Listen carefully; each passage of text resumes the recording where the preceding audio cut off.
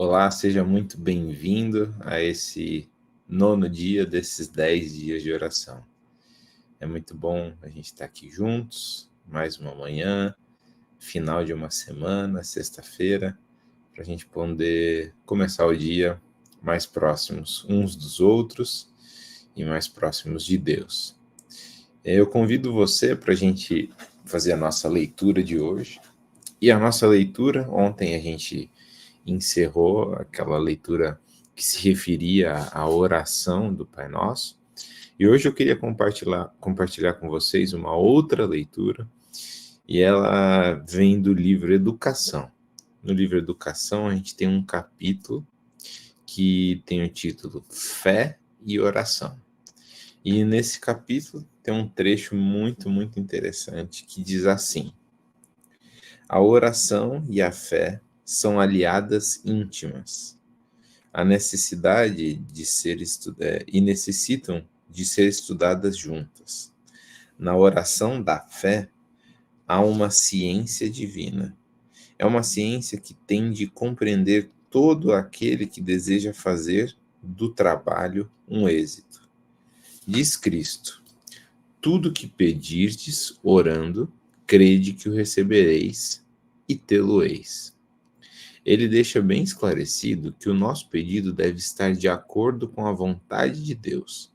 Devemos pedir as coisas que ele prometeu, e o que quer que recebamos deve ser empregado no fazer a sua vontade. Satisfeitas as condições, a promessa é certa. Podemos pedir o perdão do pecado, o Espírito Santo, um temperamento cristão, sabedoria e força para fazer sua obra ou qualquer dom que ele haja prometido, e então devemos crer que recebemos e agradecer a Deus por havermos recebido. Não precisamos esperar por qualquer evidência exterior da bênção. Olha que importante, né? Não precisamos esperar por qualquer evidência exterior da bênção. O dom acha-se na promessa.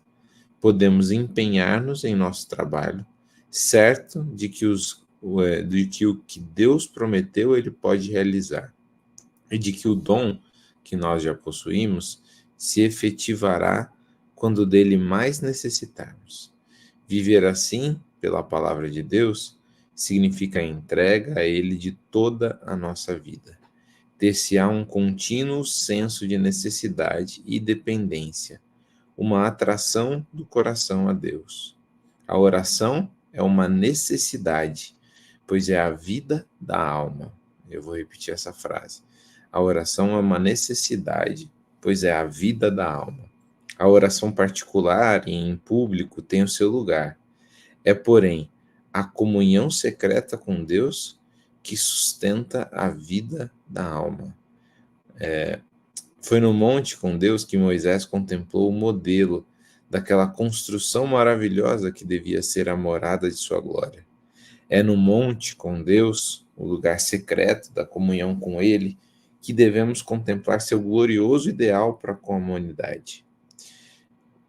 Destarte, habilitar-nos-emos a moldar de tal maneira a formação do nosso caráter que se possa cumprir para nós essa promessa. Neles habitarei e entre eles andarei, e eu serei o seu Deus, e eles serão o meu povo. Era nas horas de oração solitária que Jesus, em sua vida terrestre, recebia sabedoria e poder. Sigam, os jovens o seu exemplo, procurando na aurora e ao crepúsculo uns momentos tranquilos para a comunhão com seu Pai Celestial. E durante o dia todo levantem a eles o coração a Deus. A cada passo em nosso caminho, diz ele: eu, o Senhor teu Deus, te tomo pela mão direita. Não temas que eu te ajudo. Aprendessem nossos filhos essas lições na manhã de seus anos, e que vigor e poder, que alegria e doçura lhes penetrariam a vida. Pois bem, muito importante isso daqui, né? A importância da nossa comunhão com Deus. E é interessante que em alguns momentos do trecho que a gente leu, Ellen White coloca que faz parte da comunhão esses momentos essenciais, né, que a gente tenha no começo do dia, no fim do dia, com Deus, mas que a comunhão vai além disso, né, extrapola isso. Eu repito aqui um trecho que ela fala: a oração particular e em público tem o seu lugar, mas é a comunhão secreta com Deus que sustenta a vida da alma. Isso é muito importante, né? Muitas vezes a gente acha que se não acordar muito cedo ou se no fim do dia a gente não tiver o nosso momento de oração, isso não é o suficiente. Mas a questão é, existe mais de espiritualidade além do que a gente orar. A espiritualidade tem a ver com a maneira que a gente vive, a nossa comunhão durante o dia com Deus, né?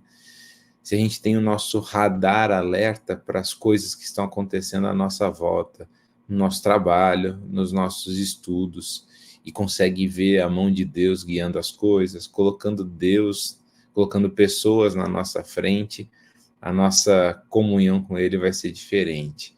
E a gente vai acabar fazendo orações que muitas vezes não vão se parecer com orações como são as orações da manhã, as orações ao fim do dia, mas orações que envolvem um constante diálogo com Deus, uma atenção, um alerta constante, uma conversa constante com Deus. Isso é totalmente benéfico, restaurador para a nossa vida. Quando a gente vive e entende que tudo que a gente faz deve ser feito para honrar e glorificar o nome de Deus, tudo que a gente faz tem a ver com o plano espiritual, a nossa comunhão muda, é completamente diferente. Que hoje, no dia de vocês estejam mais uma vez, para aqueles que já procuram isso, mas para aqueles que ainda não, que vocês estejam alertas e para tudo que acontecer, você pense, poxa, por que Deus quer que isso aconteça? Por que Deus está colocando essa pessoa na minha frente? Por que Deus permitiu que isso estivesse acontecendo hoje? E quando a gente faz essa pergunta, talvez a nossa reação, a nossa maneira de lidar com cada uma dessas coisas vai ser muito, muito diferente. Agora a gente vai fazer a nossa primeira oração dessa manhã. Nós estamos encerrando esse período, né, dos 10 dias de oração. Hoje é o 9º dia. E eu queria lembrar vocês algumas coisas. Primeira delas, para que vocês continuem orando por uma pessoa em especial,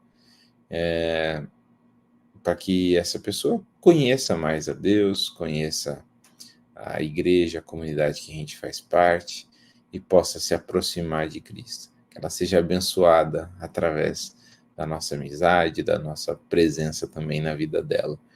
E também quero lembrar vocês que, se possível, você convide essa pessoa por quem você ora para estar conosco nesse sábado, seja pela manhã ou seja pela tarde, para que juntos a gente possa ter momentos agradáveis na presença de Deus, agradecendo por esse período, por esses 10 dias que são 10 dias diferenciados, 10 dias onde tivemos uma proximidade maior entre nós e também, acima de tudo, com Deus. Convide essas pessoas, escreva para elas, diga da importância delas para você e a importância delas estarem nesse momento juntos conosco para celebrarmos esse final desse período. E não nos esquecendo de que logo, logo a gente tem a Semana Santa que está chegando. A gente vai ter o privilégio também de estudar juntos a palavra de Deus. Vamos orar? Senhor Deus, amado Pai, nós te agradecemos o privilégio de mais um dia começarmos ao teu lado. Hoje é sexta-feira, Senhor, é o final da semana, uma semana cheia de atividades, de compromissos, de trabalho de cada um. Muitos aqui estão cansados de tantas atividades, mas felizes porque a semana está acabando. Senhor, esteja com cada um hoje, nesse último dia, antes do sábado, um dia especial, onde nós paramos para pensar em outras coisas, para honrar e glorificar o teu nome. Peço que o Senhor esteja conosco. esteja conosco também agora ao lermos um trecho da tua palavra. Que os seus anjos estejam também na casa de cada um, os guardando e protegendo. O Senhor conhece nosso coração, sabe dos pedidos e agradecimentos que temos. E pedimos que o Senhor os receba e faça de acordo com a tua vontade. Em nome de Jesus. Amém. Pois bem, eu queria convidar vocês a abrirem a Bíblia, aqueles que estão com a Bíblia, no livro de Lucas, no capítulo 8. Hoje a oração o tipo de oração que a gente vai meditar é um tipo diferente de oração, uma oração sem palavras, né? Existem orações diferentes e essa oração que foi feita aqui, nesse momento específico, não se ouviu nada, não foi dito nada, mas também foi uma oração. Muitas vezes a gente acha que a oração deve seguir um padrão específico, mas aqui essa postura, esse gesto, ele foi um gesto que é um gesto de demonstração de comunhão, um gesto que funciona como uma oração. A história diz em Lucas 8, a partir do versículo 42, diz assim: enquanto Jesus caminhava, as multidões o apertavam. Certa mulher, que havia 12 anos vinha sofrendo de uma hemorragia e que havia gastado todos os seus bens com os médicos, sem que ninguém a pudesse curar, veio atrás de Jesus e tocou na borda da capa dele. E logo a hemorragia dela estancou. Mas Jesus perguntou: quem me tocou? Como todos negassem, Pedro disse: mestre, é a multidão que o rodeia e aperta. Mas Jesus insistiu: alguém me tocou, porque eu senti que de mim saiu poder. A mulher, vendo que não podia passar despercebida, aproximou-se, trêmula, e, prostrando-se diante de Jesus, declarou, à vista de todo o povo, o motivo por que havia tocado nele e como imediatamente tinha sido curada. Então Jesus lhe disse: filha, você foi salva, porque teve fé. Vai em paz. E acaba a história de hoje. Essa história é muito interessante porque ela tem muitos aspectos curiosos, né? Primeira coisa, Jesus estava caminhando, multidões o cercavam, ele está sendo apertado por muita gente e nesse evento, nesse contexto, o que é certo é que tem muita gente, e o texto deixa claro isso, ao dizer que as multidões o apertavam, tem muita gente encostando em Jesus. Tem muita gente esbarrando nele, querendo tocá-lo. Poxa, Jesus, poxa, que alegria, e um abraço, e etc. A questão é, a história quer mostrar que existem toques, existem gestos que são diferentes uns dos outros. E a questão não tem nada, absolutamente nada, a ver com uma superstição. Ah, aquele manto de Jesus tinha um poder mágico de fazer alguma coisa.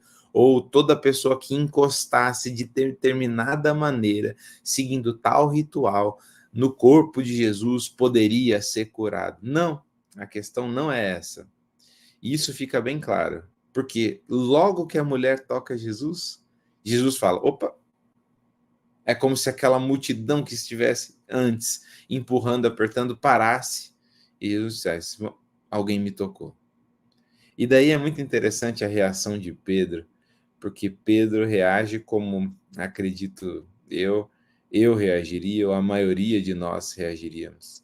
Ele fala: Senhor, e eu vou parafrasear a reação de Pedro, né? Ele fala: é sério mesmo? Verdade? Você está falando, alguém me tocou? Olha onde a gente está. Olha quanta gente está te cercando. Olha quanta gente quer falar contigo. Olha quanta gente quer estar perto de você. Muita gente quer se aproximar de você. E você fala: quem me tocou? Muita gente te tocou. Ele fala: a multidão que o rodeia e o aperta, né? Quem te tocou foi uma multidão, Senhor. Muita gente te tocou. Mas Jesus fala: alguém me tocou. E só um momento. Essa frase é muito óbvia, né? Pedro fala, sim, muita gente tocou. Daí Jesus, sim, alguém me tocou. Só que daí tem um detalhe. Porque senti que de mim saiu poder. Essa história mostra que existem toques diferentes. Essa história mostra que existem atitudes internas diferentes. Pode parecer às vezes que a gente está fazendo a mesma coisa. Eu, o fulano que está desse lado, o ciclano que está desse lado, mas existe sim a diferença. E a diferença é o que vem dentro. É o nosso sentimento. Mas mais do que isso, a grande diferença dessa história tem a ver com uma palavra que a gente leu no trecho anterior do livro Educação. O livro Educação começava o trecho dizendo que a oração e mais uma outra coisa são duas aliadas íntimas. E o texto dizia que a oração e a fé são duas aliadas íntimas. O que diferencia o toque dessa mulher, o que diferencia o gesto dessa mulher, é a fé dela, a fé que ela tinha. E lá no Desejado de Todas as Nações, no trecho que fala exatamente sobre esse episódio, é dito assim: Jesus não deu ensejo, não deu margem para que a superstição pretendesse haver virtude curadora no simples toque das suas vestes. Não fora pelo contato exterior com ele, mas por meio da fé que se firmava em seu poder divino, que se operara a cura. Então não foi o toque em si. A relação não tinha a ver com o gesto propriamente, mas sim com a atitude interna daquela mulher. A oração dela tinha a ver com uma postura de fé dela, diferente do resto da multidão. Provavelmente muita gente queria ser curada, muita gente queria estar próximo de Jesus, mas essa mulher tinha uma fé diferente. E o texto continua do Desejado. A turba admirada se comprimia em torno de Jesus. Essa turba não sentiu nenhum acréscimo de poder vital. Muitos esbarraram em Jesus, muitos encostaram nele, mas ninguém sentiu nada de diferente. Jesus, apesar de ser Deus, ele aqui na terra, habitou aqui a terra, ele encarnou como uma pessoa. Encostaram, esbarraram em Jesus. Jesus teve fome, Jesus teve sede, Jesus se cansou, Jesus esbarrou em pessoas e essas pessoas não viram nada diferente. Continua assim: crendo que se estabeleceria, experimentou uma vivificadora virtude. E ela fala: assim também são nas coisas espirituais. Falar de religião de maneira casual, orar sem ter a alma faminta e viva a fé, nada aproveita.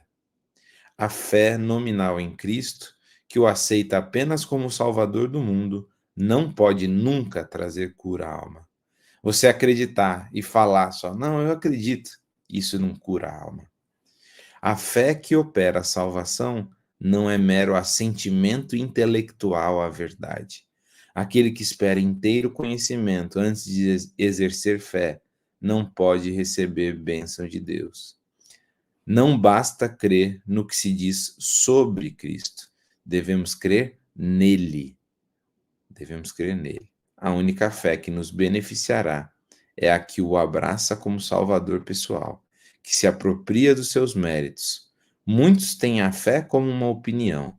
A fé salvadora é um ajuste pelo qual aqueles que recebem a Cristo se unem a Deus em concerto. É importante a gente estudar a Bíblia, meus irmãos. É importante a gente fazer nossos estudos bíblicos. É importante a gente conhecer, muitas vezes, os argumentos que vão nos ajudar, e a gente até fala, né, a defender a nossa fé. Mas a gente vê com essa história dessa mulher e com esse trecho lido, que essa fé não opera nada em transformação de vida. Porque é fácil a gente sentar, estudar e depois falar sobre Jesus, falar sobre oração, falar sobre fé. Diferente é orar, é viver é ter a experiência de vivência com Cristo. E quando a gente tem essa experiência de vivência, a gente passa a falar de uma coisa que a gente viveu. A gente passa a falar de uma coisa que a gente conhece. E isso é muito simples no dia a dia, né? É, é muito fácil, por exemplo, eu com meu filho João, eu posso virar para ele e falar: João, papai te ama muito. E daí ele falar: poxa, papai, eu também te amo muito. 5 minutos depois ele fala: papai, vamos brincar de alguma coisa? E eu falo: João, não vai dar. E daí no outro dia, e mais um outro dia, e passa o fim de semana, e eu continuo: João, o papai te ama muito.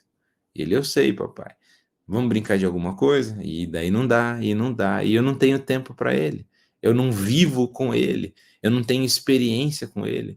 E isso, da mesma forma, com a minha esposa, com os meus pais, com a minha família, com os meus amigos. Poxa, eu sou muito seu amigo. Nossa, eu gosto muito de você. Mas toda vez a gente não tem como fazer nada. Por quê?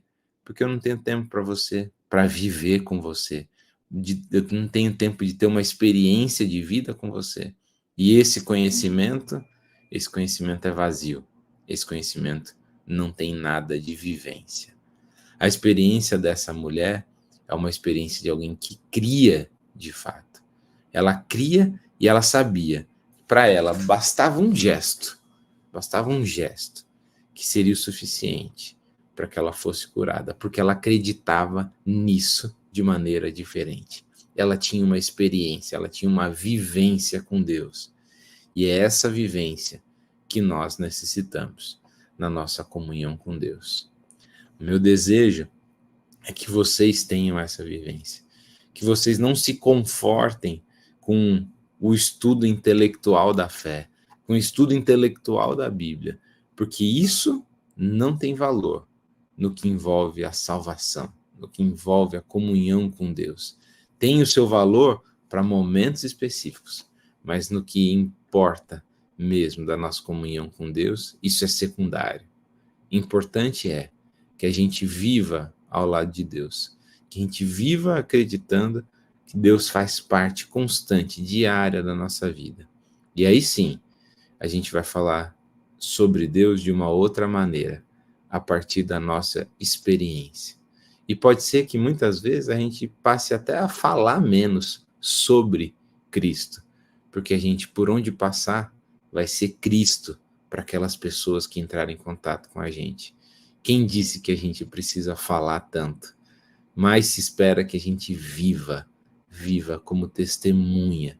A testemunha é aquela que viveu, experimentou, vivenciou ao lado dele. Que a gente tenha essa experiência. Mesmo eles não estando aqui fisicamente, a ponto da gente poder tocá-lo, que a gente tenha a fé dessa mulher, que acredite de todo o coração. E aí a gente possa, como diz o texto aqui, né, que essa fé salvadora seja um ajuste pelo qual aqueles que recebem a Cristo se unam a Deus em concerto. Que a gente se una a Deus em um concerto de fé, através da experiência ao lado dele, que envolve o estudo, mas mais do que isso, a vivência com Deus, de oração, de buscá-lo, de se entregar diante dele com todo o coração. Antes da gente finalizar a nossa live de hoje, não sei se temos algum pedido ou algum agradecimento. Temos sim. A irmã Maria Sueli escreve: peço oração pela minha saúde. Então vamos orar pela irmã Maria. A irmã Maria Cecília escreve: peço oração pela visão do meu irmão Luciano. Também estaremos orando. Irmã Cecília. A irmã Ângela escreve: bom dia, peço oração por nosso pequeno grupo que se iniciará hoje. Estaremos orando também. Irmã Ângela, que bênção isso. A Francis escreve: bom dia, irmão, agradeço a Deus por mais essa oportunidade de ouvi-lo e peço oração pela programação de amanhã. Vamos orar sim, Francis. Vamos orar. Deus abençoe vocês aí também. Pois bem, vamos orar? Querido Senhor, eterno Deus, te agradecemos o privilégio que o Senhor nos dá de começarmos mais um dia ao teu lado. Que tenhamos, Senhor, esse é o nosso pedido, a fé dessa mulher, que acreditava, sabia que com apenas um toque ela poderia ser curada. que a gente tenha essa fé, que foi construída anterior a esse momento, foi construída através de dias ao lado de Deus, buscando em oração, em comunhão, buscando fazer a vontade dele, e culminou nesse encontro com o próprio Cristo, em que ela foi curada. Que a nossa fé seja uma aliada da oração, e a gente possa, através dessa conjunção de fé e oração, ter uma vida plena ao teu lado. Nos ajude para que no dia de hoje a gente esteja alerta a tudo que o Senhor nos colocar à frente, da maneira como o Senhor vai guiar a nossa vida. Em nome de Jesus. Amém. Meus queridos, um bom dia a todos vocês, que vocês tenham uma ótima sexta-feira, e amanhã nós concluiremos nossos 10 dias de oração, logo cedo pela manhã. Eu aguardo cada um de vocês. Um abraço, fiquem com Deus.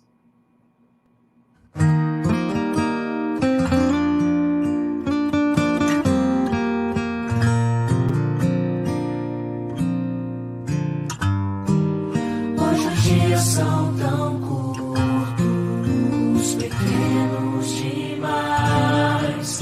As horas passam tão rápido, o tempo escorre pelas mãos. Agendas tão cheias, corações tão vazios. A alma é pequena e o olhar é tão frio. Te convido agora a experimentar uma outra abordagem, algo mais radical. Joga fora os teus medos e conversa com Deus. Revela a Ele os teus segredos que o pecado escondeu.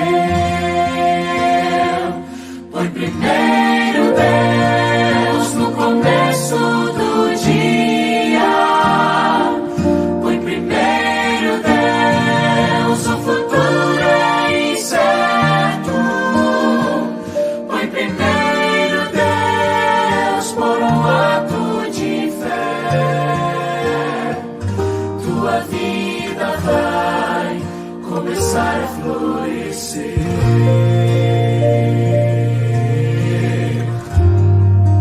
Quando entrego minha vida nas mãos do Senhor, aquele que me conhece e sabe bem quem eu sou, eu saio confiante, pois eu sei como